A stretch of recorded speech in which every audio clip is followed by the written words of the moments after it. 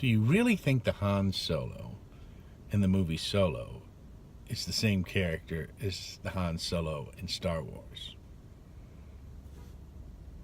I'm thinking not. I am thinking not. Now, I'll say right off, I like the movie Solo. I thought it was a good movie. If it weren't for Star Wars, if I'd never seen another Star Wars movie, or if I saw this thing totally separate and they renamed the characters, I would think, hey, this is a really pretty good movie. But it's part of Star Wars. And the character, although I like the actor and I like the character Solo, there was something that just didn't fit about it. Now, if you look at the newer Star Trek movies, where it's kind of a reboot and they have different actors playing the original characters like Captain Kirk, even though those characters portray the original characters differently than, say, the original actors, they still have the flavor there of the original Star Trek. They still have the flavor of the original characters. And it was pretty obvious that these actors looked at the original actors in the original series and actually took on some of their mannerisms, particularly in the first movie.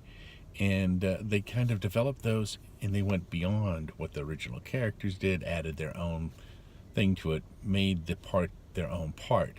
But you still felt the flavor of Star Trek, and you still felt the flavor of the original characters. Solo seems like a totally different character. Han Solo in Star Wars is kind of a cynical character, and I just didn't get the same cynicism from the character in the movie Solo. Now, it may be because he was younger in that movie, but he just didn't seem like the same character.